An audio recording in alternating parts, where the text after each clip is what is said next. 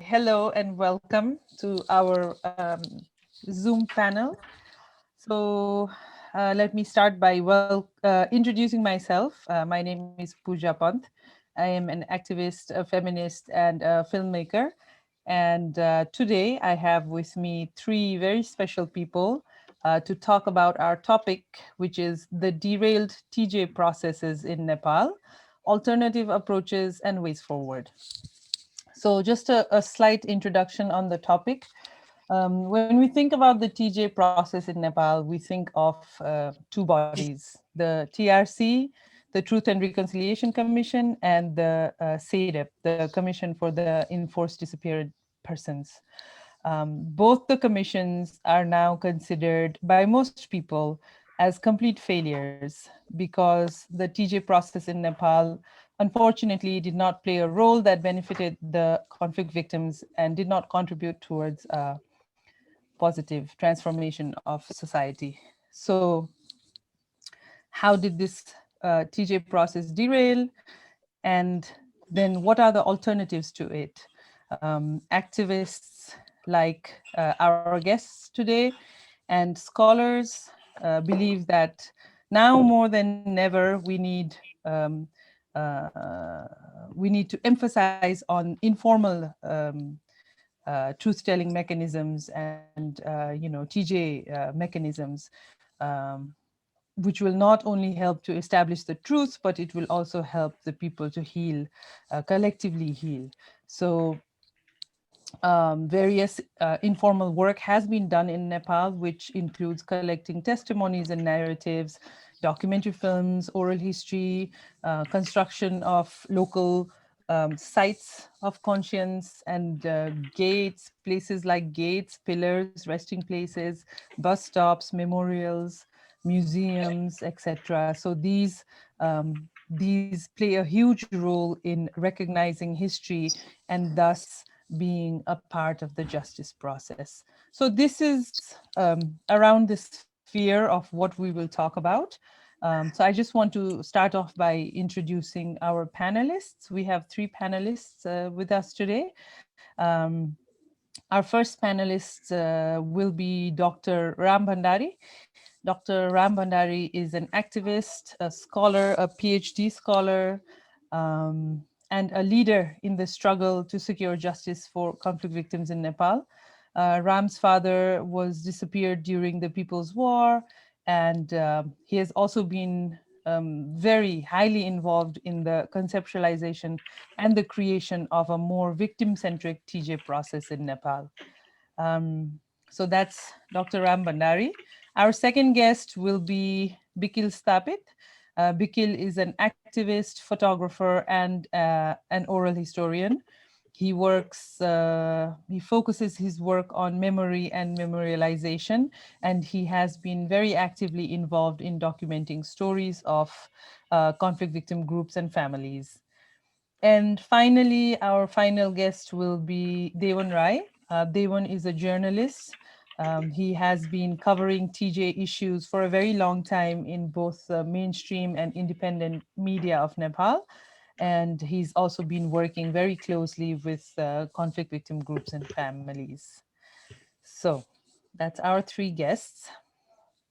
We will start our panel by giving each of the panelists about 7 to 10 minutes, hopefully not longer than that, to present the work that they do and how that makes a huge difference in Nepal. So we will start with Ram.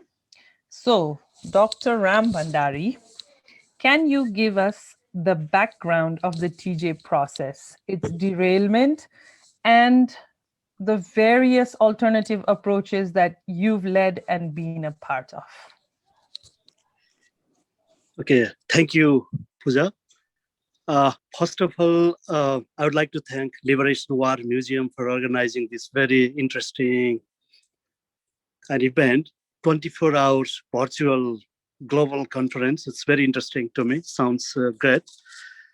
And we'll focus on Nepal perspective, and then basically I will cover on the victims' perspective. That I mean, how was the process, and then how it is going, and then where it's leading.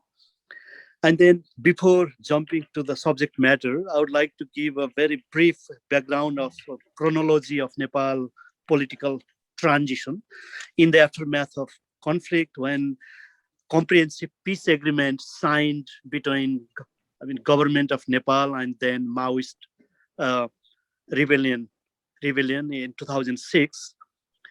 And then the clear background of conflict. When we discuss about the causes of conflict, what were the factors that drove conflict in Nepal, are very clear. The structural violence, systematic exclusion, marginalization of the poor and the poor regions. Not only the population, also the state systematically marginalized some regions in the Nepal different geographic region, and the institutional impunity during the conflict and also aftermath of the conflict. Those were the reason how Nepal faced conflict.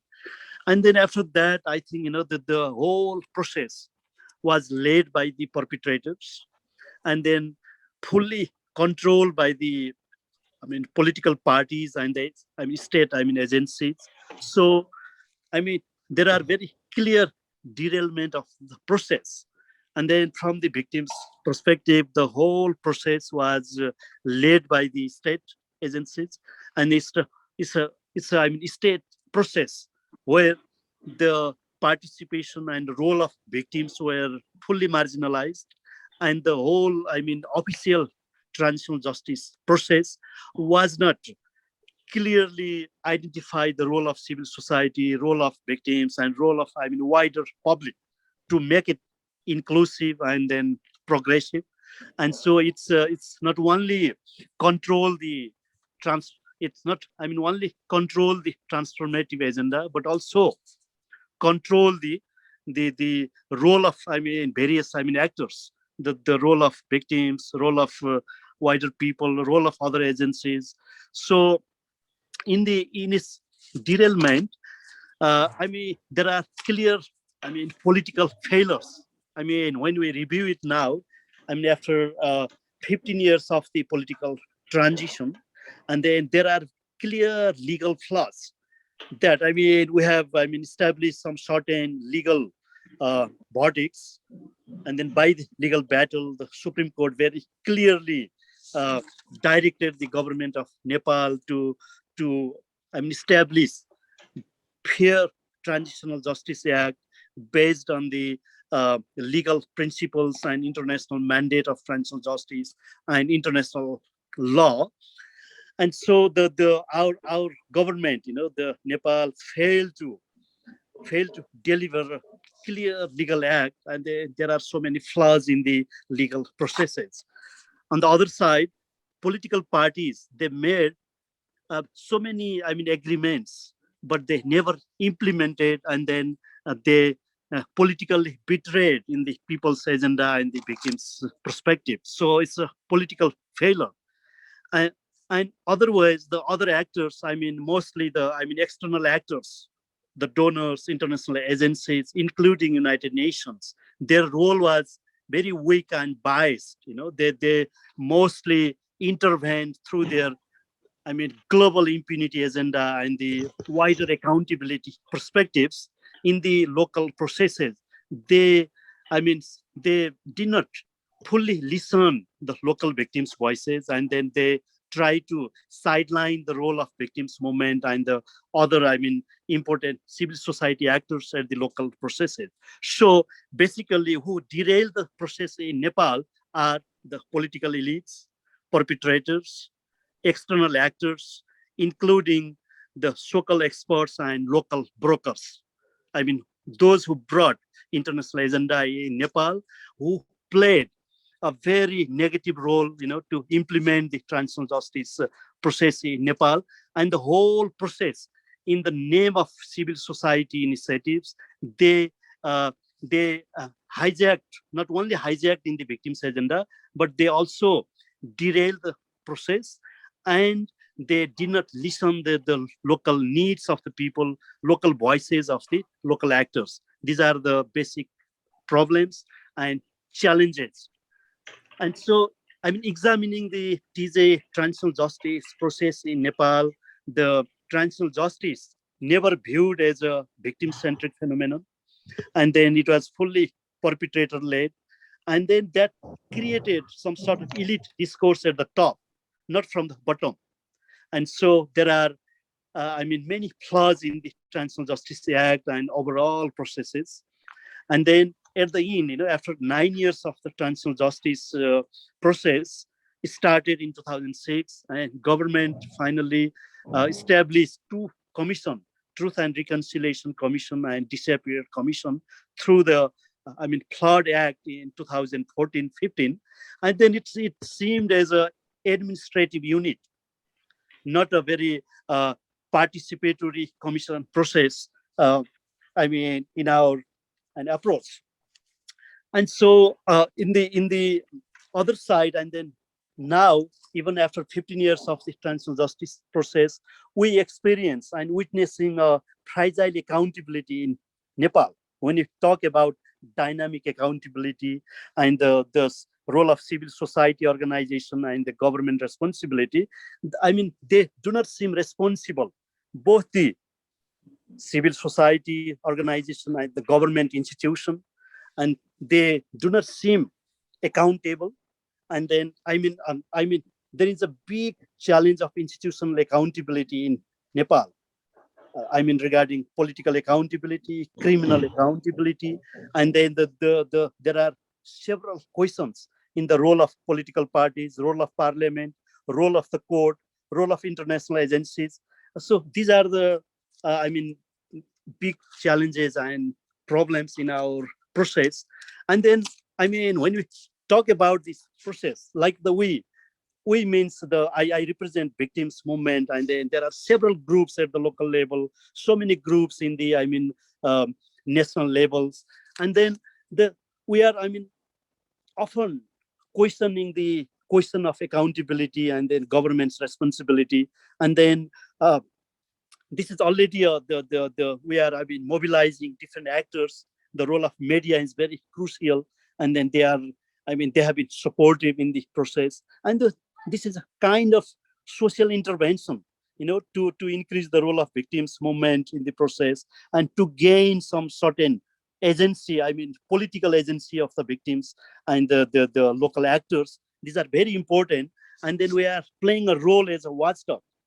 We have been critically engaging in the process as a critical monitor, critical watchdog, uh, and then questioning the question of institutional accountability and the role of different institutions to make them accountable in the process. So from my side, I often see the solution is at local level, and then we can, we have to strengthen our policy advocacy both at national and international level, and at the local level.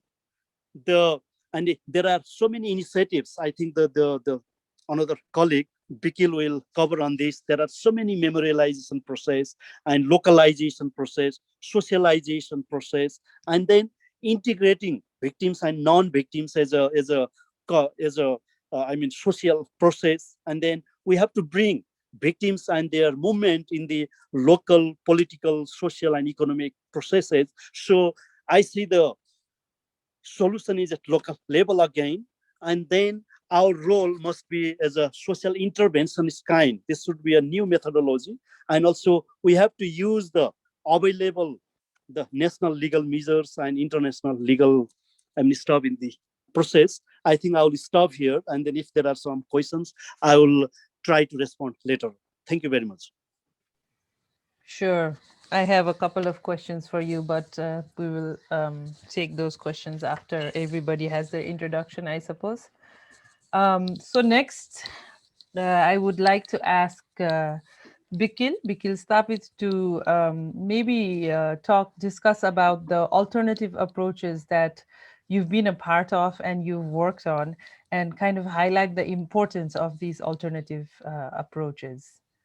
Yeah, thank you so much, Pooja, and thank you, organizer, for having us to talk about the atrocities that happened here in Nepal. Let me just get back to a few historical ways of how people have dealt with the past and how the rulers has always tried to erase the history and the past.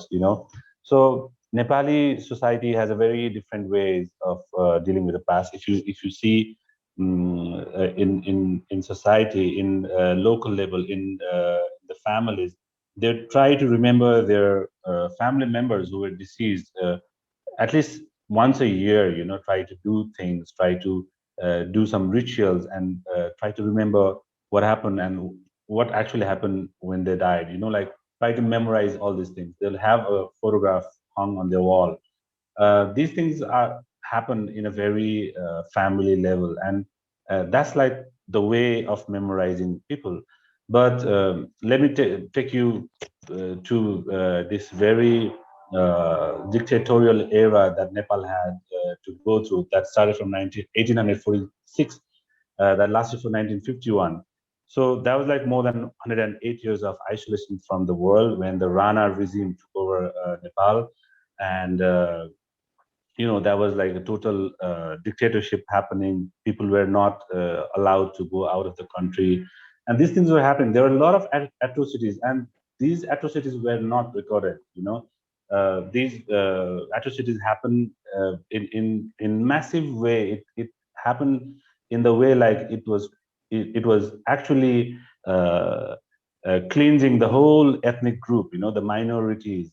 So if you see that particular time frame, that history is very important for Nepal. Because why I'm bringing this, because uh, those rulers who were the part, of the event of killing the people, erasing, cleansing the whole villages, trying to erase the ethnicity and these people.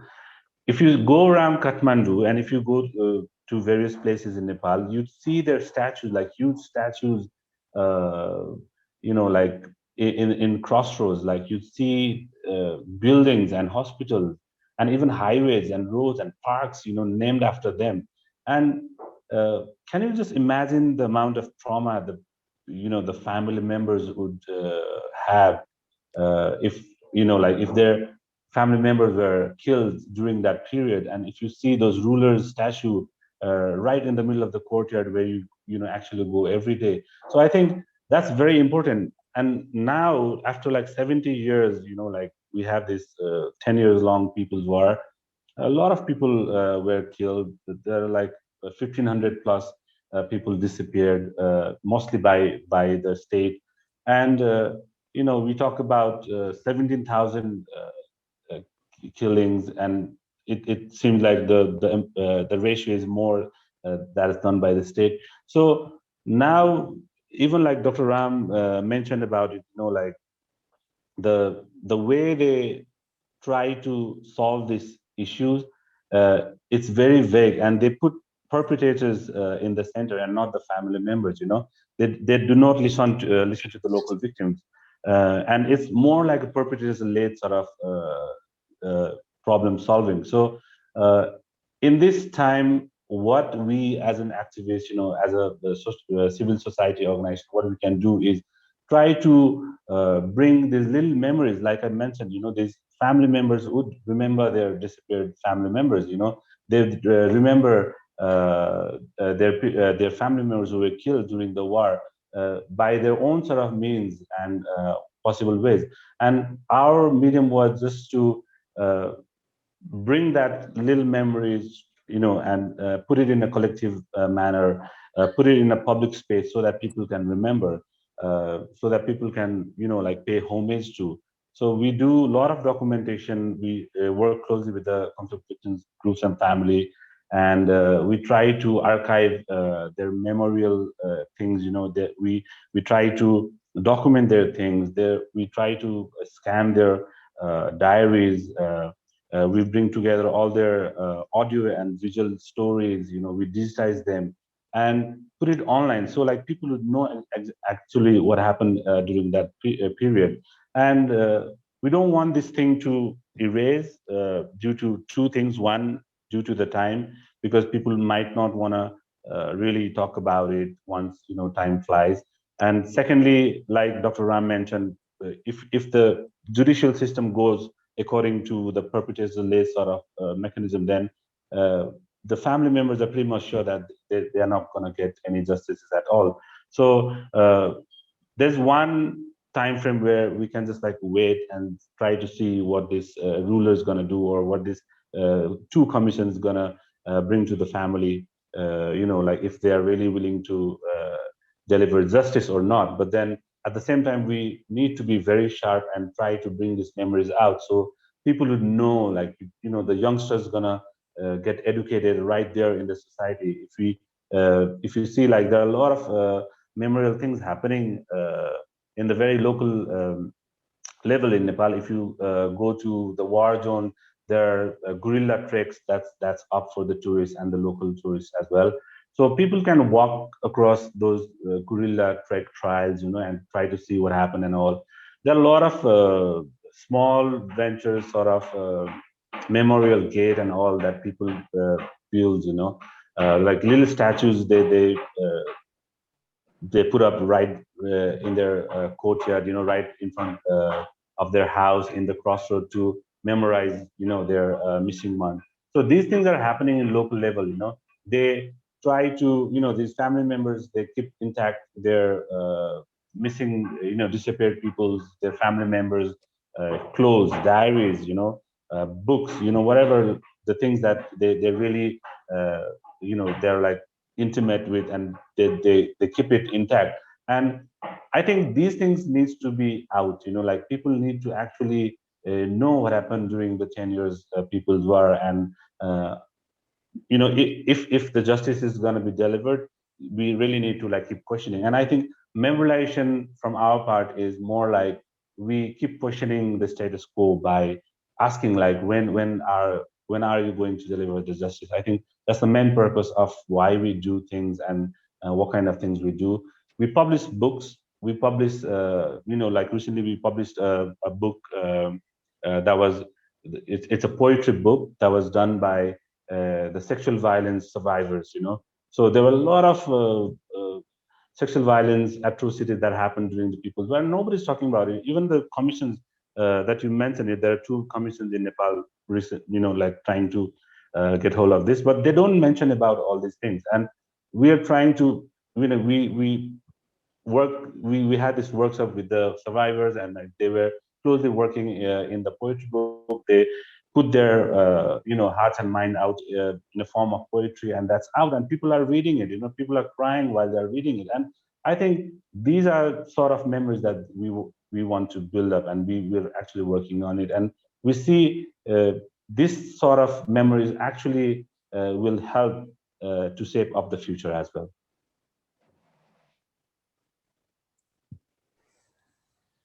Okay. Thank you. Thank you. I also have some questions for you, but I will save that for later as well. Um, there's a set of postcards on the wall behind you that I would like you to speak about, but we will get to that after we speak to Devan. So our final guest for today, our final panelist, is Devan Rai. Devan is a journalist, and he has worked for a long time on reporting about transitional justice issues and stories. So, Devan, I would like you to talk about the role of media and your role also in particular on the reporting of TJ issues. Maybe you can speak about the role of media in general, but focus on what you had to go through as a journalist to get these stories out, and are alternative methods to the TJ process given the same space as the mainstream, the governmental TJ processes in the media or not? And then also another thing maybe you can speak about is how can the media assure that the TJ process doesn't get politicized or derailed, like it's happened in Nepal over these past years? Okay. Okay. Thank you, Pooja. Uh, Hello, everyone.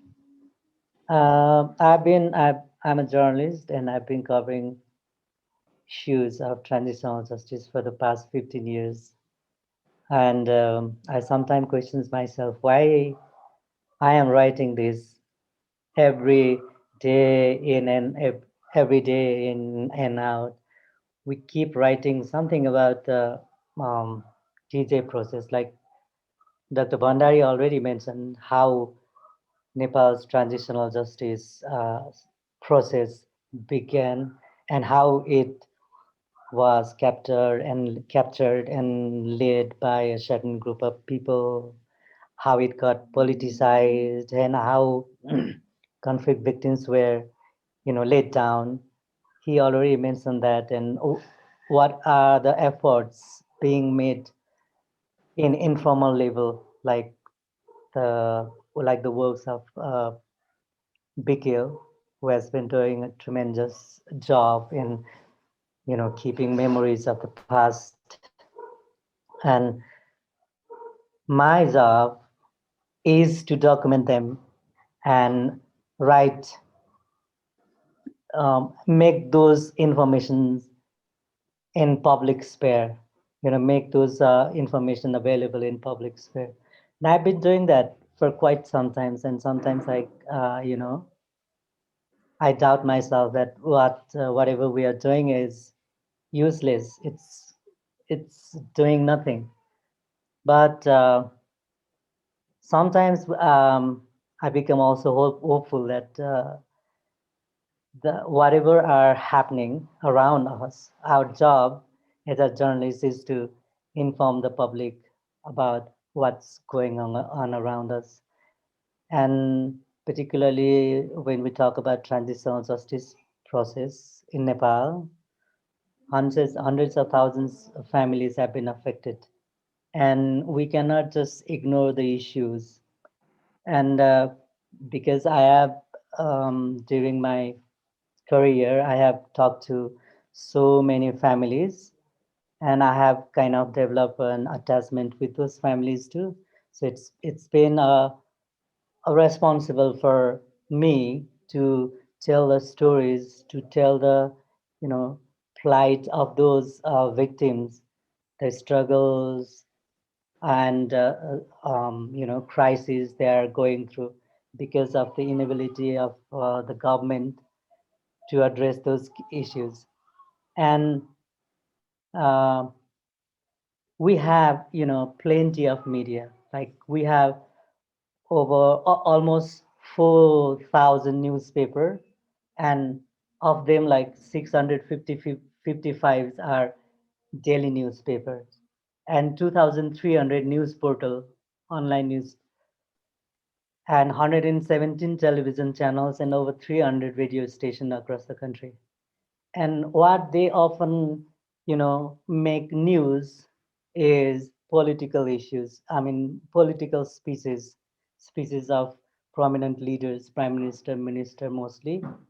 And, you know, these media have, I personally feel that they have not given enough space for the conflict issues, not enough space that they deserve. But in recent times, um, it's not just the trained professional journalists. Other conflict victims have come forward, and they have joined medias. They have started news portals, and they have started campaigns like Dr. Bandari himself. And they have come, a lot of innovative people like Bikil and his team are doing great job, in memorializing, in telling the stories, and lobbying for the reforms policies. That's why I am very much hopeful with this. Otherwise, as a media, we are often occupied with political gossip and political daily, reporting, and mostly those reports are not policy related, but speeches of the leaders. So we have to, in recent days, I have completely, changed the way I tell the stories of those conflict victims, and also raising the issues, policies issues, and issues. Because we have cover conflict issues also to the death. We have told the stories, individual stories. We have, reported on government policies. We have reported on Transitional Justice Act, Commission activities, and the progress it has made in the past. And we have, reported the roles of civil society and other activists. We have covered almost all issues, but we have, you know, kind of, we have been limited ourselves to a certain format of news. So the story was not really powerful and impactful or appealing to the public. So uh, having done all these reports, daily reports or weekly reports and individual stories, now I think it's um, it's time that we change the way we cover, you know, um, we report issues of transitional justice. It's not just the plight, difficulties or struggles of the victims. We have not been able to put those issues, transitional justice issue, in a larger, you know, uh, national policy, uh, because because the government has put those transitional issues on hold. A lot of things have happened. Like it has directly impact on um, national budget planning. It has directly, affected the national planning and development and infrastructures development, or and other issues. Mostly, it has directly impacted on our justice system. That's why a lot of rapes. There are in recent weeks, recent month, we can see hundreds and hundreds of incidents of domestic violences, abuses, and even murderers are get walk free. And these are the impact of not addressing the issues of transitional justice of the past. It has been affecting us in the present. So we're trying to, I am trying to, relate this past incident and how it has impacted our present and how it is going to impact our futures. So daily reporting on individuals' storytelling is also a very important part, because it's kind of, they say, like, it's documenting history.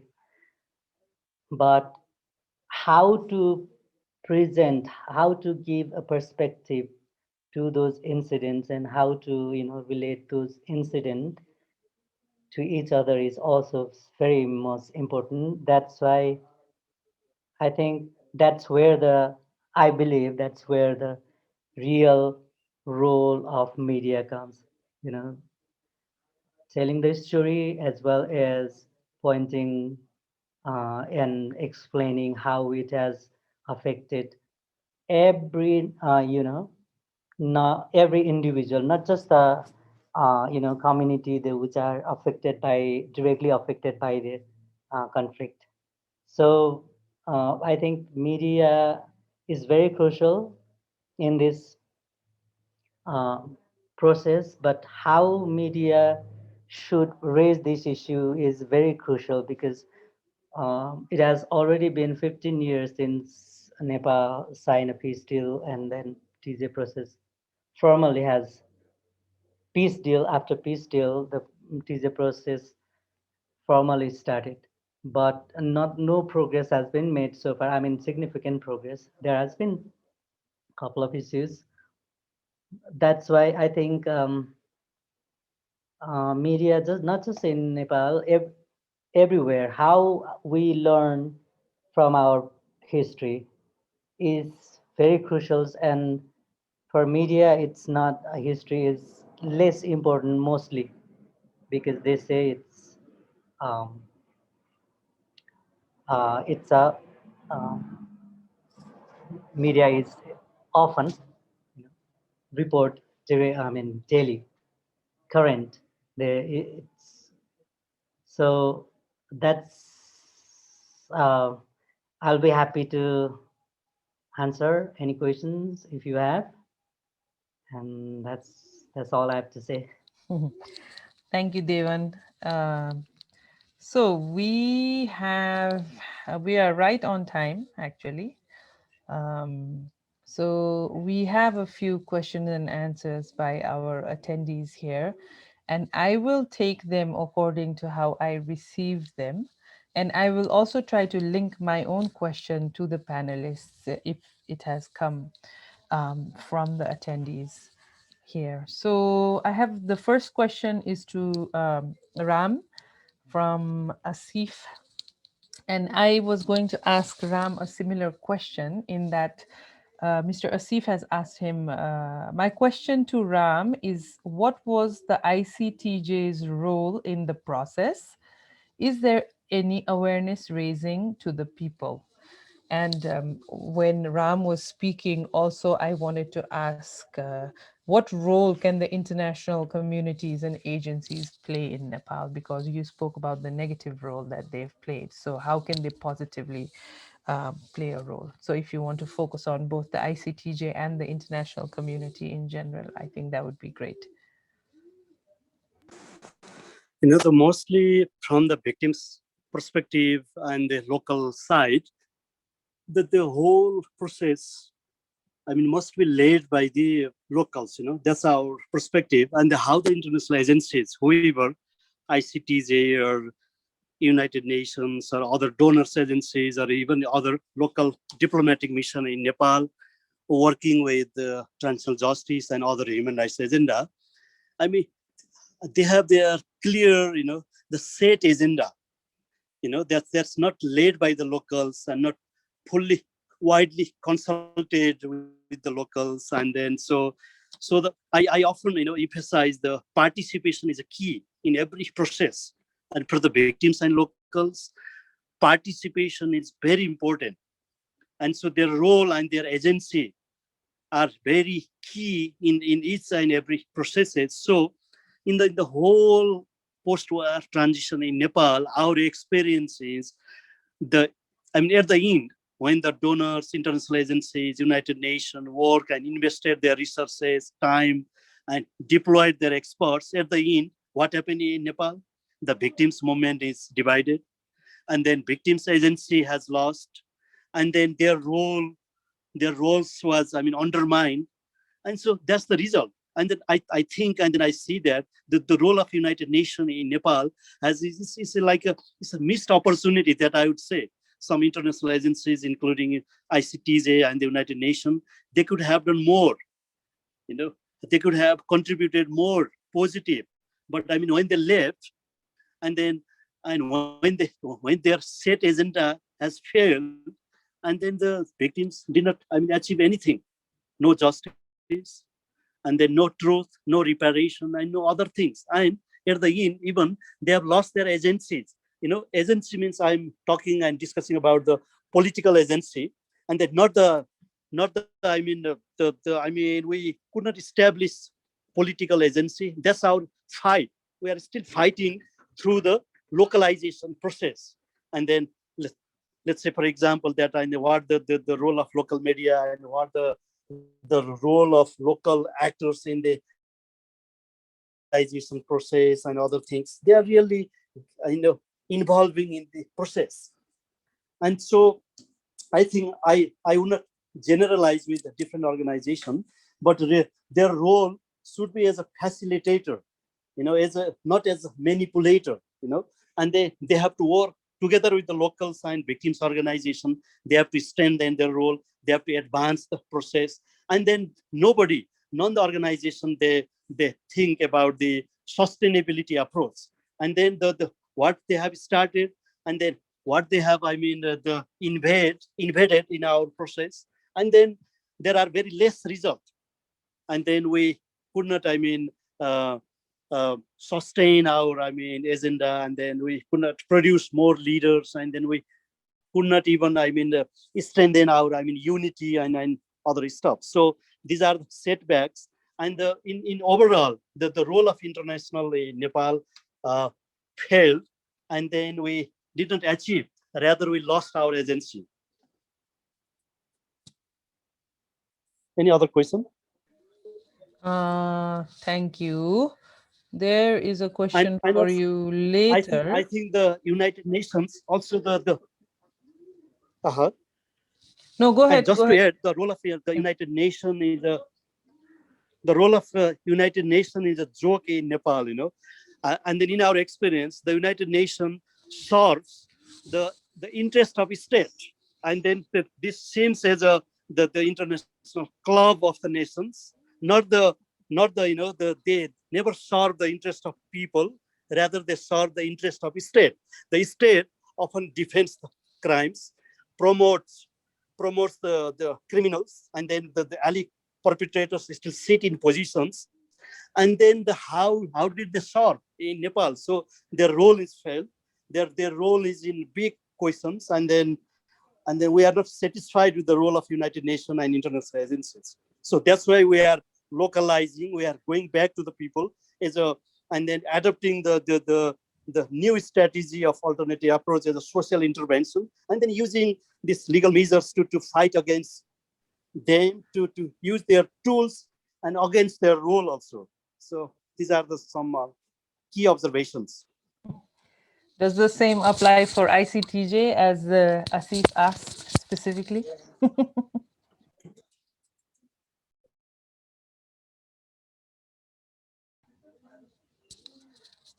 Ram, did you hear my question?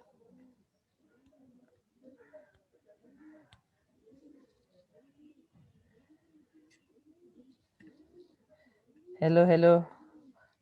Ram? Okay. Okay, I think the same applies for ICTJ. But I wanted Ram to answer that.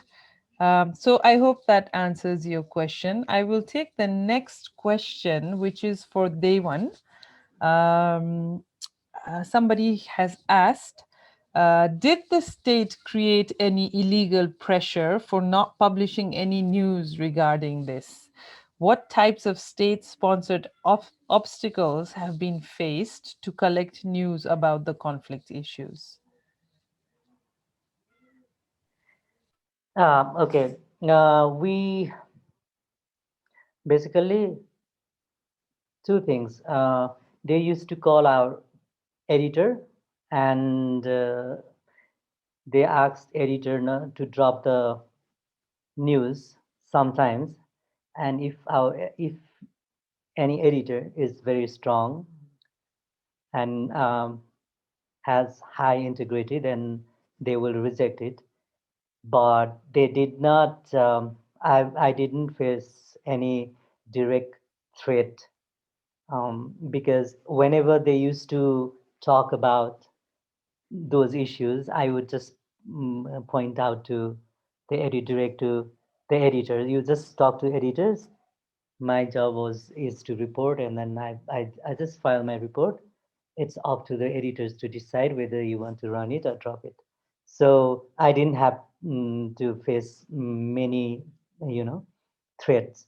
Of course, I used to get a lot of phone calls, regarding the contents of the report, which I would, directly reject to share with them. So that was the case. In Nepal, why they didn't issue threat is because these leaders or whoever are in power, mostly these perpetrators and their associates, they can get away with the crimes. Whether media report it or don't, you know, it doesn't make any sense. We have got plenty of reports uh, of of corruptions, crimes, you know, illegal activities, but nothing happens. It's a complete situations of impunity. So that is the reason. That is my own inferences, that's why they didn't go very much strong about pressurizing someone through different channels to drop the news completely. Of course, sometimes our news also used to get edited to certain levels, but in Nepal we have a lot of very strong media, so we didn't have to face threats to life. That's yeah. Okay. Okay, so the next question I would take again is from Asif, and he would like Bikil to answer. Uh, do the new generation read history in their textbook? How is the incident portrayed in history? In many cases, we see that the perpetrator deny that they did not do that and they stand a justification in favor of their deed. How was it in Nepal? Can you, you've worked That's yeah. extensively on this, so I think you can answer Yeah. this. That's a very interesting question, because if you see, I mean, there's this very famous quote saying the histories are made by the rulers, and that actually applies in Nepali society too. So if you see, like when I was introducing what I was doing and trying to portray some Nepali history, like 150 years ago, what happened here, these people, this Rana regime, when a lot of atrocities was happening, like they still have statues everywhere around the country, right? And that's the same thing that the little kid's gonna grow up reading in the history books.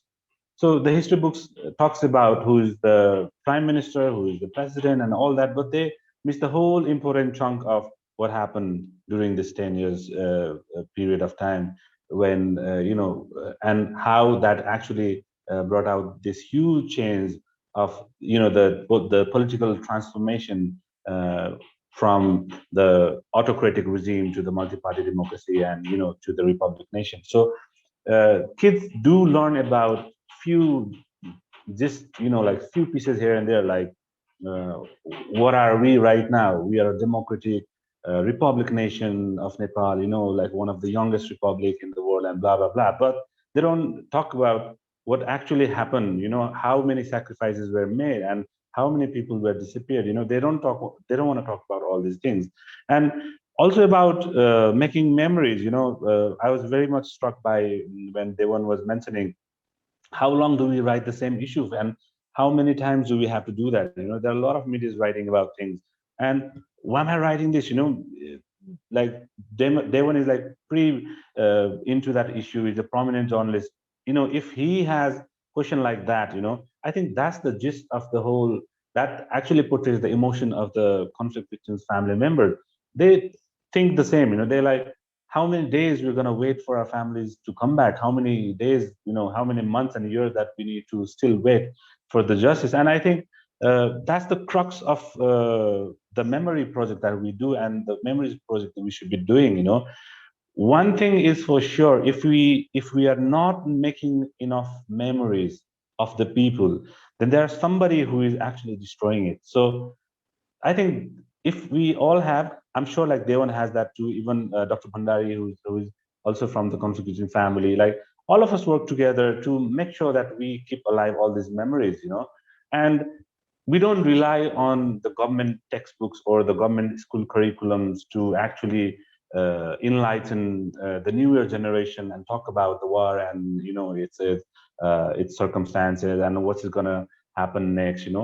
We don't actually rely on that because we know exactly, this whole system uh, has a flaw, and these people are everywhere. If you talk about judiciary, if you talk about security forces and everyone, the perpetrators still are being promoted in the security forces these days, and now you can actually rely on them to make some very progressive sort of inclusive sort of curriculum for the newer generation. And let me tell you, like, when you're questioning the one about the threats, we actually had like few, like couple of threats when we were exhibiting, when we were doing this massive exhibition about what happened to the people of the disappeared, the conflict victims and their, when we were documenting and when we were putting up video testimonies in an exhibition, we actually had Nepal army, Nepal police coming into the plainclothes and asking us all those documents, all those video and audio files, and I think that way they actually know, like, there are things that people are doing in their own ways. We're making memories. We are creating parks where you come in and you see, like, oh, this is the park to memorize the disappeared. And if that's happening right now in very local level, in with like very less or no funds by the family members, and it's very good in some local government, in Nepal, they are trying to back up those sort of movements too. And I think creating all these sort of memories on our own ways, on our own capacity and quantity, that will definitely, question all these unsolved sort of questions. And I think that's very important. And I really don't rely, and I think the family, conflict victim family groups or associations, they don't even rely on the government to actually deliver the justice. And I think the way right now, when there's a turmoil, there's a whole conspiracy going on in these commissions and on delivering the justice. I think it's very important for us to, like, actually make memories wherever we can on whatever intensities that we can. I think that's very important. Okay, thank you very much. I think I just wanted to add to that about the work you've done and on actually bringing school children into the exhibition and taking the exhibition to schools and colleges as well. Yeah, So yeah, you've created like a mobile exhibition that yes. before COVID you were taking to different places. So maybe you want to share just a small bit about that, about young people and their reactions. Yes, I mean, they were very, very much thrilled, and they were very much confused about what we were saying, because, like I said, the school curriculum, they don't even mention about it. They want to mention about how good their prime ministers were 200 years ago, but they don't want to talk about what happened to the people here, So they missed the contemporary sort of history in their textbook. And when we were traveling and when we were going into colleges, doing seminars, doing lectures, screening films, showing them all these family testimonies, talking about their missing ones, their family members who were killed. These kids were literally crying because they could actually relate to them. It was far away and moving than what they were reading in the classroom. They don't know who the prime minister was 200 years ago, but they were trying to relate their sort of ways to try to connect to the mother whose son was like abducted by the state agencies and still missing, and they was enforced disappeared.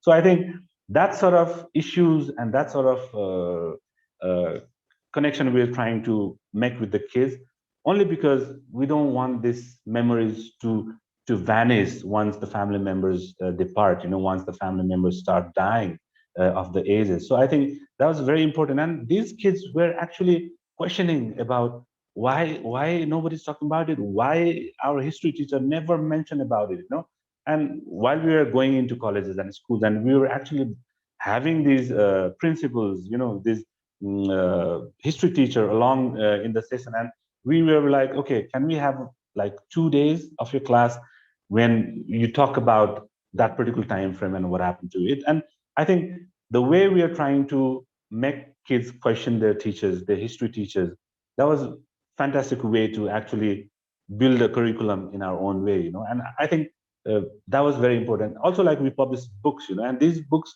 they travel, we make like memory calendars, we make postcards, and these postcards travel to, miles and miles away, and they end up on someone else's hand, and they'll read what happened, like you mentioned, the postcard that I have in my background, that's like 10 postcards set, and all these 10 postcards talk about 10 different issues, of the people's war, of the conflict, and the transitional justice, and where we are right now. So I think these things, whatever we do, it's beyond the imagination of the government.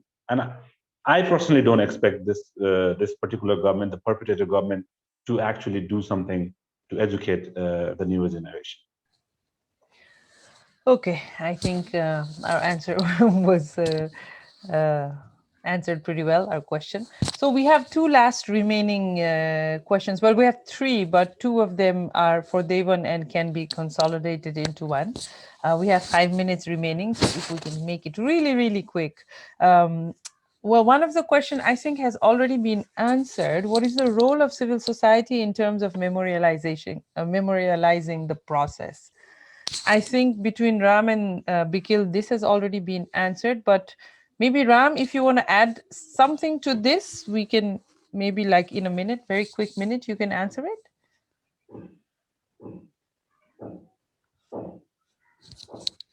Where is Ram? Oh no, Ram is not here. Okay, never mind. Bikil, do you have anything to add to that, or do you think you've answered it already?